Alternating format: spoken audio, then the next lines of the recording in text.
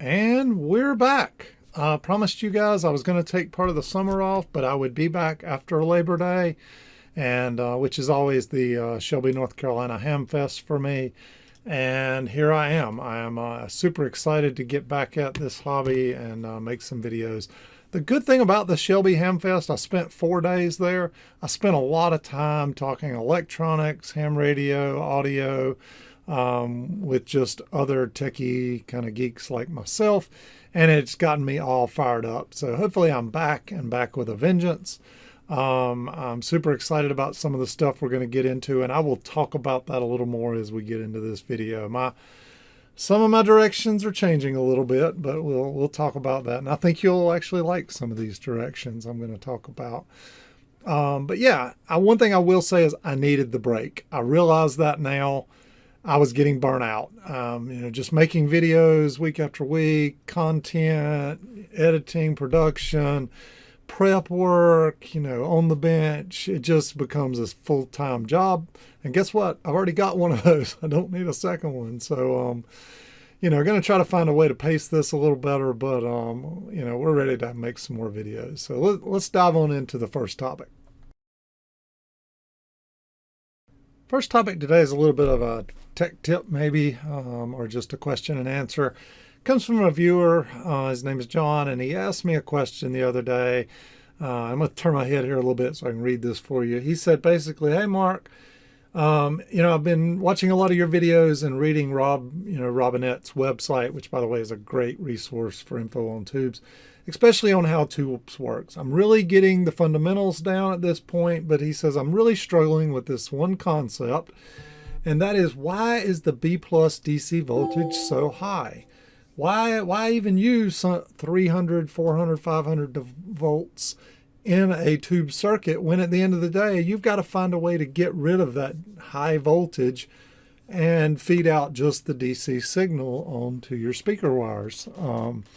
Because making a amplifier that fed 300 plus volts out the speaker wires is pretty dangerous and wouldn't meet any UL specs today. So why even have that high voltage there if you're going to have to turn around and get rid of it? Well, I don't think I've ever had that conversation with anybody, to be honest.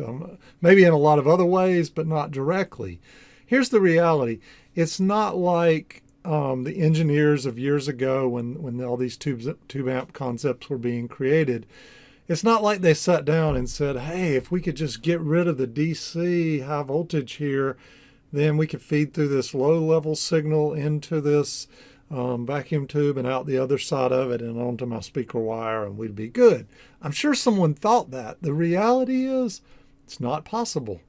So it's a generalization statement, but vacuum tubes are high voltage devices. It requires high voltages for them to work. It requires that potential in there for them to work. Keep in mind, you've got elements and components inside of a tube, whether it's a plate, a screen, a grid, a filament, the cathode, whatnot. These things are spaced apart from each other, and then you pull a vacuum and remove the vacuum outside of that tube so there's no air inside the tube, and you kind of create this free space for electrons to move much more rapidly and freely than if the air was in there with them. However, 10 volts is not going to get electrons moving from one of those elements to another element, from like the cathode to the plate. It's just not going to happen. The physical limitations, the physics involved make vacuum tubes high voltage devices. You need 300 volts of potential there or more in most cases for these devices to work effectively, okay? It's kind of like you asking me, hey, why don't you create a solar panel that works in the dark? Well, that's a great idea, because then I could charge my batteries day and night, right? Well, that concept just doesn't work, because solar panels work off of sunlight, right? They don't work off of darkness. Vacuum tubes work off of high voltage, and it's just the way they were originally designed. Now, over time, there are some vacuum tubes that work at lower voltages, okay? but not like the voltage you see with transistors. That was really one of the big advantages to transistors. So now they're low voltage devices, and you can get rid of these heavy duty output transformers and other aspects of an amplifier that you have to have in place when you're dealing with high voltages. So hope that makes sense to you, and we'll jump on to the next one. All right, this will be an interesting one.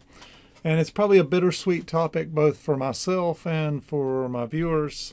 Some of you are going to absolutely love what I have to say here today, and some of you are absolutely going to hate it. A couple things. Me and my wife have decided just some general kind of life changes preparing for my retirement career. And one of those is we've got a couple other business ventures that we want to get into, and I'm not going to go into detail around what those are here because they're non-electronics related. But it's ways that I would make revenue down the road that would help fund my retirement and allow me to make YouTube videos and do electronics as part of my retirement career because I would have some other streams of revenue coming in. So having said all that, me and my wife decided I also own way too much, as her words would say, crap, to put it mildly. I know well over 100,000 vacuum tubes, maybe way more than that. Got lots and lots of stereo equipment and gear and so on and so forth. So the journey me and my wife have been talking about is, hey, for the next few years while we're preparing for this retirement career, why don't you burn down some of that stuff that you have, Mark? Because here's the reality. If I leave my wife and kids with 100,000 vacuum tubes, they're not going to have a clue what to do with them if something happens to me. And I have recently been having this heart attack, and I don't know if I've told you guys this yet or not. I turned 50 last week, okay? 3 times in the last 5 years, I probably should not be here. Thanks to the wonders of modern medicine, I'm still here alive today. In 2014, I had prostate cancer. Ended up having my prostate removed and got through that adventure. Late in 2015, I had bilateral blood clots in both lungs. We still haven't figured out where those came from. If it wasn't for modern medicine, I would not have lived through the day that those happened. And in 2019, as you guys know, I had a heart attack. And if it wasn't for modern medicine, I wouldn't be here right now. So, the reality of my mortality is starting to hit me. I'm probably not invincible and probably won't live forever. So all this has been playing through mine and my wife's head, and it's been more of, hey, how can we position ourselves for retirement? And if something else does happen to you, I'm not leaving my wife with this legacy of buildings full of vintage electronics gear that they're not going to have a clue what to do with. So the thought is, let's burn some of that down, use the funds from that, reinvest it into some things that could bring us some revenue, and 2, that our kids could take over one day and wouldn't be leaving such a mess behind, if that makes sense. So, having said all that, 1, I'm going to keep cranking out vacuum tubes for sale. I am not taking requests. What pops up on eBay for sale is what I've got for sale. I just don't have the time to go do the digging. I know somebody's going to send me an email. Hey, Mark, I need a pair of 69 22s that are gold plated, made in 1968. Do you have a pair of those that are matched? I probably do. I don't have the time to go dig for them. I'm going to get through this stuff on my own time and my own pace. And as I get to it, I'll post it online. So keep an eye on my eBay page. I'll be having lots of tubes coming up for sale. I'm making a little contraption right now to help me with that process, and I'll make a video on that. Think you'll get a kick out of it. And so we're going to be putting more tubes up for sale. Vintage electronics gear. I am going to take some of this old gear that I have over the next 4 or 5 years. I am going to pull it out of storage. I am going to restore it, and I'm going to sell it. So same thing. I'm not taking requests. I just don't have the time to prioritize things that way. So as I bring things up for sale, I'll probably make videos of them. I'll probably post them online here for you guys to see and whatnot, and then we can decide whether I sell direct or whether I put them on eBay or whatnot. But at any rate, here's the good that'll come out of that. One, if you guys are looking for tubes, I'll have more for sale. Two, restoration videos. I've got a ton of gear, and I'm going to spend time restoring this stuff. So you're going to get to see that. It means, so the bad news in all this, okay, one, I'm still not taking in customer work gear at this time. When I retire, 5 years from now or so, that is what I plan to do kind of for a living, along with these other revenue streams that I have going on. So stay tuned. Put your stuff in the closet. Bring it to me in 5 years. So two, some of the things I've had on the burner, like the 6SN7 preamp, I'm probably going to keep it on the back burner for a little while. It's still a hot passion of mine. That's one. But honestly, I'll get to it when I get to it, is the bottom line. I know some of you guys have been anxiously awaiting that one and whatnot, but this other thing has just got to take priority. Me and my whole family are aligned on this other adventure, and so we'll see what that turns out into. But like I said, the cool news is I've got some really neat stuff. I've been hoarding this stuff for 30 years.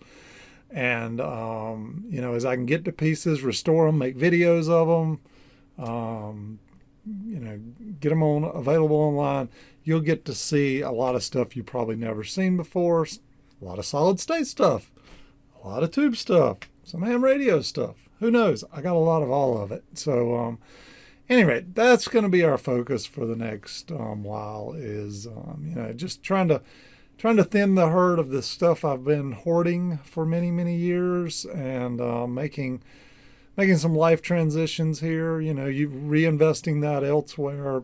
It does not mean I'm getting out of the electronics hobby. It just means I'm getting rid of all this stuff I have. I don't need to have 100,000 tubes to run an electronics, repair bench over here. I can turn around and order new tubes tomorrow when I need them to repair somebody's gear. And don't get me wrong, I'm not going to get rid of all my stuff. I just have an excess at this point in time, and so it's time for some of it to go. So stay tuned. I think it will create some really cool videos. I think it'll put some items up for sale, so you guys will be able to buy something restored by Blueglow, and it will come with a warranty and whatnot. Oh yeah, that's one other thing. Third thing, I'm more formally organizing all this stuff. So I went out and started my own LLC, and I've got several sub-entities under that I'm doing business as. And so I'll have a little bit more formality around things like a service contract and insurance and things that I've always just ran this as a hobby and never really, a true business. Due to the fact that some of the money I've made, I've had to report it as a sole proprietorship on my taxes. But I've never really ran it as a corporation. And so we've officially formed some of that, and we'll be running this a little more business-like going forward, which is good for both the customer and myself, I think. So stay tuned. More to come on this as we move along. I'll keep you posted. All right, I was at the Shelby Hamfest last weekend, ran into a guy I know from Knoxville, Tennessee, and he happened to mention to me, "Hey, Mark, did you know that Terry DeWick is retiring?" And I was like, whoa, that's not good. But got home that Monday, went out and checked out Terry's website here, and sure enough, he's got this closed, finally retiring sign up. Sounds like it's due to health reasons. I'm not a close friend of Terry's or anything, so I don't really know the story behind the scenes. What I can tell you is the guy has been a legend in our industry for many years. Here it says since 1962. I know as long as I have been into restoring or repairing vintage electronics gear, which goes back to the early 80s, as long as I've been in it, he's been a legend. Him, Jim McShane, a few others just have been around forever and seem to be the go-to experts on this stuff. Terry always specialized in Macintosh gear, although he did do service work on other gear. A couple things that were great about Terry that I thought. One, if you sent something to him, you knew when you got it back it was right. There was no question of did this guy know what he was doing or not. Two, this guy was great about responding to emails. So if you could put together a well-articulated, somewhat intelligent email to him about a question you had about your Macintosh, he was great about responding to you. I know he responded to several of mine over the years. And then 3, he was avid out on the forums, various, audio and DIY audio forums out there. You saw many of his posts. So he was good about responding to people's questions in forums and whatnot. And he didn't just give little snippy answers. He would give paragraphs of, hey, this is why it is. Dave Gillespie, that's the other one we should probably mention in that list. Dave gives some really good detailed responses as well. But anyway, I just want to say hats off to Terry and thanks for all he did over the years. And I wish him well, and I hope his health holds up and whatnot. So thanks, Terry. Okay, if you watched my Shelby Hamfest video, you saw me pick up a little metal box and it had 2 of these UTC transformers on it. And I was super excited because I didn't know what the transformers were. They were turned, both of them, so the red writing was towards each other and there was only a little bitty gap in between them. And I couldn't read the markings on the transformers, so I rolled the dice, spent the $5, and I was thinking, this could turn into something big. And I got it home, and guess what? It's a dud.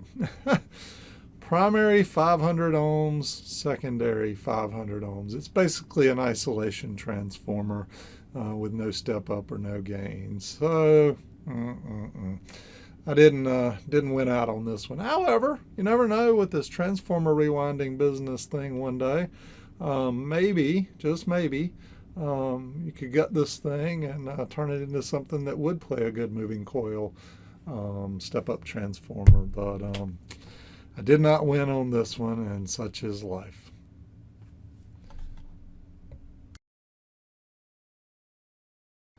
All right, without getting into too much detail, I thought I'd give an update on the transformer rewinding business. And here's the reality of it all. I have all of this stuff I bought from Gary Brown at TRS down in my building right now. And it's kind of in storage. And I have not even started entertaining how to do any of this. I've just found I don't have the time right now. This heart attack, I don't know if I told you this. On my drive back from buying all this stuff in Maine with Gary, I loaded up a van, was driving it all home. That's when I started having my heart attack. When I got home, went to the emergency room, and the rest is kind of a history. But it's, that was a big setback for me. And then all the other stuff I talked about a little bit ago about trying to burn down some of my stuff. Any rate, I've been working with a close friend of mine who I think is going to end up taking this transformer business over instead of myself. The good thing about it is he's a close friend and I can try to guide and help him through this as much as I can to ensure his success. So stay tuned, maybe more to come on that. We're still working through the details and whatnot. But the good news is if he does, one, I think he would be super committed to it. He certainly has the intelligence and kind of the background to be able to do it. And 3, I think it would bring this to life potentially years before I could. So I know there's people out there in limbo right now needing transformers rewound, and there are some places you can get it done. It's just most of these places are typically pretty expensive because they're big companies and they kind of offer this as a service versus kind of somebody doing it out of their basement. But anyway, stay tuned. More to come on that. It could be a little bit down the road, but that's what's brewing right now. It's probably not something I'm going to dive into, and I think I'm going to let this guy take it over and kind of run with it. I think it'll turn out the best for everybody. So anyway, stay tuned. All right, I just thought I'd show you an example of the kind of stuff I'm going to be restoring and putting up for sale. I picked this one up just 2 weeks ago. It's a Dynaco SCA 35 amplifier. Needs to be gone through. Looks to be all original on the inside. At least it has all the original coupling caps, so I can see from the top.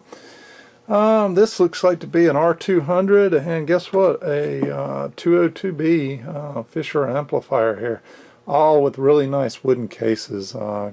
Guy found these, called me up and said, "Hey, are you interested in them?" I said, "Heck yeah!" So head over to that way and picked them up. So that's a good example of stuff I'm still continuing to pick up, and the kind of stuff Used to would have just thrown in storage, and now I think will try to make its way through the bench and get restored and sold.